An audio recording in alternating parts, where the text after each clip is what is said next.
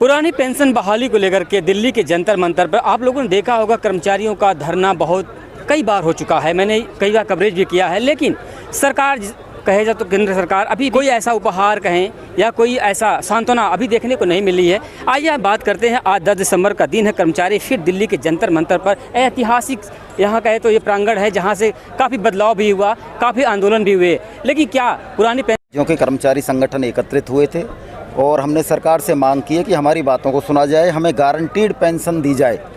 NPS जो है आपको पता होगा। गारंटीड पेंशन क्या है बताइए सर।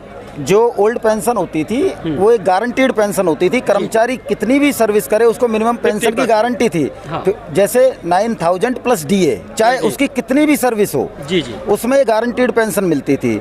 उसके बाद जब कर्मचारी 10 साल 20 साल 30 साल जब भी रिटायर होता था तो उसका बेसिक का 50% प्लस डीए डियरनेस अलाउंस उसको मिलता था।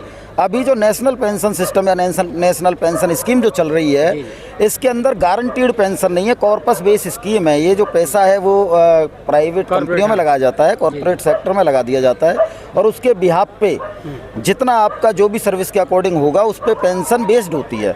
तो इस पेंशन में कोई गारंटीड नहीं है। आज हो सकता है मुझे 1 लाख 1.5 लाख 50,000 70,000 जो भी सैलरी मिल रही है, कल मैं रिटायर होता हूँ तो हो सकता है मेरी पेंशन 3,000 4,000 5,000 हो, मिनिमम यही आएगी। हाँ, तो अगर आप ये सोचो आज मैं 1 लाख रुपए में खर्चा चला रहा हूँ और फिर मेरी पेंशन रिटायरमेंट के बाद 5,000 होती है, तो मेरे परिवार का खर्च कैसे चलेगा? आप लोगों का जो आंदोलन है काफ़ी हो चुका है और आप बता कि महंगाई का दौर बढ़ता जा रहा है इस समय और 3,000 4,000 में एनपीएस से गुजारा नहीं होने वाला, फिर भी आप लोग आंदोलन सरकार सुन क्यों नहीं रही? सर ऐसा नहीं है, एनपीएस में बदलाव हुए हैं। हम पिछले 8-10 साल से आंदोलन कर रहे हैं। मनजीत सिंह पटेल जी जो हमारे राष्ट्रीय अध्यक्ष हैं उनके नेतृत्व में, तो सरकार ने सुना है एनपीएस में कई बड़े बदलाव भी हुए हैं। इसमें जैसे एक डेथ में भी कुछ प्रावधान किए गए हैं। मनजीत जी आपको विस्तार से बता पाएंगे। और भी हमें कुछ पेंशन में जैसे पहले 10% कंट्रीब्यूशन था गवर्नमेंट का, अभी 14-15% कुछ ऐसा कर दिया है। तो कंट्रीब्यूशन भी बढ़ा है सरकार का, सरकार बदलाव भी कर रही है, लेकिन हमें वो नहीं चाहिए। हमें गारंटीड पेंशन चाहिए, हमें पुरानी पेंशन की तर्ज पे पेंशन चाहिए। यानी पुरानी पेंशन की तरह कुछ ऐसा प्रावधान सरकार लाए जिससे आप लोगों को थोड़ा सा। जी, हमारे जो राष्ट्रीय अध्यक्ष हैं मनजीत पटेल जी, उनके पास सॉल्यूशन है। देखो आंदोलन लोग करते हैं, जी। आंदोलन करते हैं, आवाज उठाते हैं, जयकारा लगाते हैं, लेकिन सॉल्यूशन लेके नहीं जाते। जी। हमारा एकमात्र ऐसा संगठन है, हम सरकार के सामने सॉल्यूशन रखना चाहते हैं कि जो हमारी समस्या है उसका हल भी हमारे पास है। हमारे जो राष्ट्रीय अध्यक्ष जी हैं वो सॉल्यूशन साथ में लेके चलते हैं। सरकार उनको बुलाए, उनको बिठाए, वो समस्या का समाधान भी बताना चाह रहे हैं। बहुत रैलियाँ होती है, आपने देखा कि रामलीला मैदान में आंदोलन हुआ और काफ़ी नेता होते हैं, लेकिन जो कर्मचारियों का संगठन है ना, ये अलग अलग गुटों में क्यों होता है? सर देखो, मांग एक होनी चाहिए, संगठन अलग नहीं है। मांग तो एक है, लेकिन संगठन अलग। संगठन अलग नहीं कह सकते हैं। एक्चुअली क्या होता है, सबका टाइम होता है, आंदोलन करने का तरीका होता है, तो पैटर्न सबका अलग हो सकता है। हमारा ये बेसिकली सेंट्रल गवर्नमेंट और दिल्ली गवर्नमेंट का आंदोलन है। जो सेंट्रल गवर्नमेंट के पूरे भारत देश में जितने भी हैं, जितने भी इंस्टीट्यूशंस हैं, उनके कर्मचारी, दिल्ली सरकार के कर्मचारी, यूनियन टेरिटरीज के कर्मचारी, बेसिकली हमारा ये आंदोलन है। बाकी स्टेटों के अपने अपने अलग संगठन है, उनका आंदोलन भी अलग होता है। तो उनकी मांग एक है, संगठन सब साथ ही हैं, ऐसा नहीं है। मंच पर साधा जाए आंदोलन तो कैसा होगा? क्या सरकार इस पर कुछ अलग रुख अपनाएगी? सर जरूरत पड़ेगी तो सब साथ भी आएंगे, ऐसा नहीं है। अगर सरकार सुनती नहीं है तो सभी संगठनों को साथ तो आना ही पड़ेगा, एक ना एक दिन साथ तो आना ही है। और साथ आने के बारे में भी सोचा जाएगा। आप जरूरत है? हाँ सर, जरूरत तो है, जरूरत है। और हम तो यही अपील करते हैं कि सब लोग साथ में आएँ। और साथ मैं देखता आ रहा हूँ कि काफ़ी आंदोलन हो रहे हैं और होते आ रहे हैं भी, लेकिन कभी रामलीला मैदान में, कभी जंतर मंतर पर, कभी जिला स्तर पर, कभी प्रदेश स्तर पर, कभी आपके तहसील मुख्यालय पर, जिला मुख्यालय पर। लेकिन यह आंदोलन ऐसे ही करते रहेंगे आप लोग, तो इसका जो असर है सरकार पर कैसे दिखाई देगा आप लोग? सर सरकार को मानना पड़ेगा, 2024 में चुनाव है तो सरकार को सुनना पड़ेगा। सर आप लोग देखिए 2024 की बात हमेशा कर रहे हैं, 2024 का धमका रहे हैं क्या आप लोग? नहीं, धमकाना नहीं है। सरकार हमारा अधिकार है, हम अपना अधिकार मांग रहे हैं सरकार से। पुरानी पेंशन हमारा अधिकार है। अगर मान लीजिए अधिकार 2024 में सरकार उससे पहले नहीं मांगी तो क्या लगता है कुछ?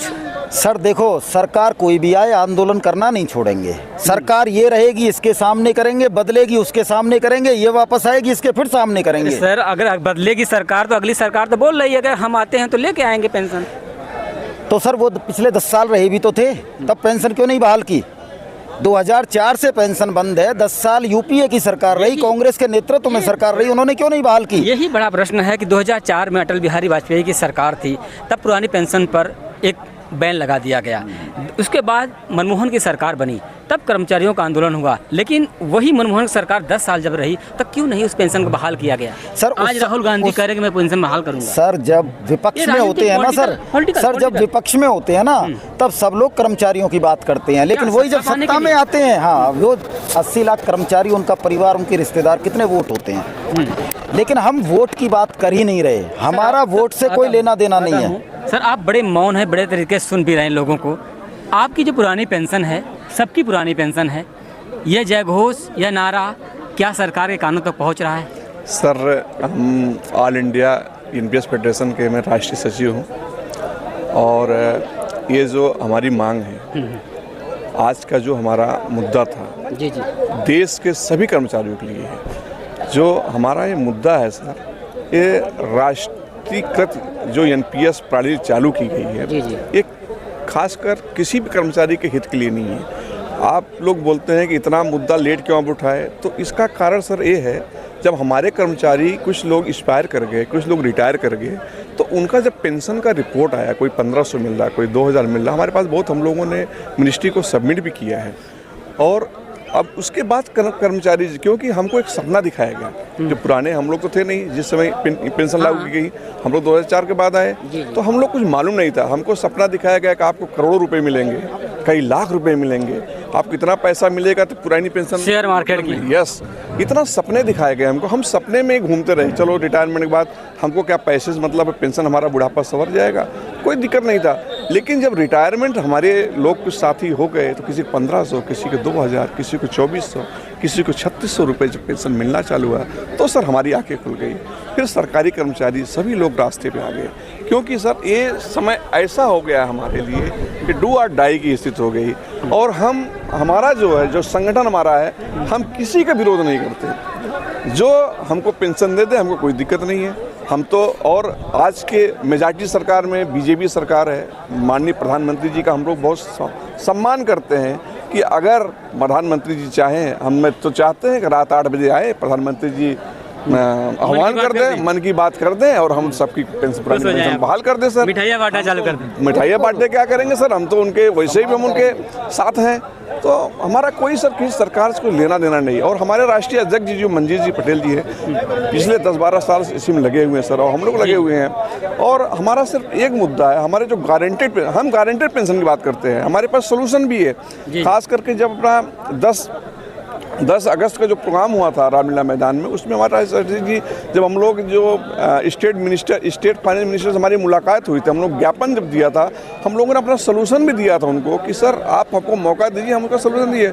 उन्होंने एग्री भी किया था, ठीक हम मौका देते हैं। सोल्यूशन की बात कर लेते हैं आपसे। सोल्यूशन क्या है? 50% पुरानी पेंशन मिलती थी, तो सोल्यूशन क्या, बीच वाला कुछ और है क्या? सर हमारे राष्ट्रीय अध्यक्ष जी जो हैं, उन्होंने एक पूरा 152 पेज का इन्होंने पूरा रिपोर्ट बनाया सर जी, जो तैयार किया है, जिसमें सर हमको जो एनपीएस हमारा कंट्रीब्यूशन हो रहा है, हम उसी से पेंशन ले सकते हैं। अच्छा, आप लोग भी एनपीएस की तरह से प्रावधान को स्वीकार करेंगे? कुछ नया प्रावधान अगर बनाया जाए तो?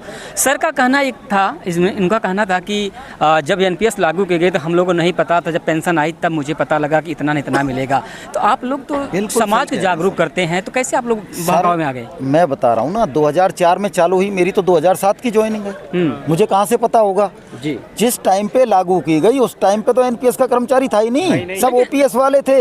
ओपीएस वालों को सपने दिखाए गए कि देखो शेयर मार्केट में पैसा लगेगा, एकदम से 40 साल सर्विस हो जाएगी, तुम्हें 2 करोड़ मिलेंगे, 4 करोड़ मिलेंगे। अब कैलकुलेशन करने कौन बैठा है?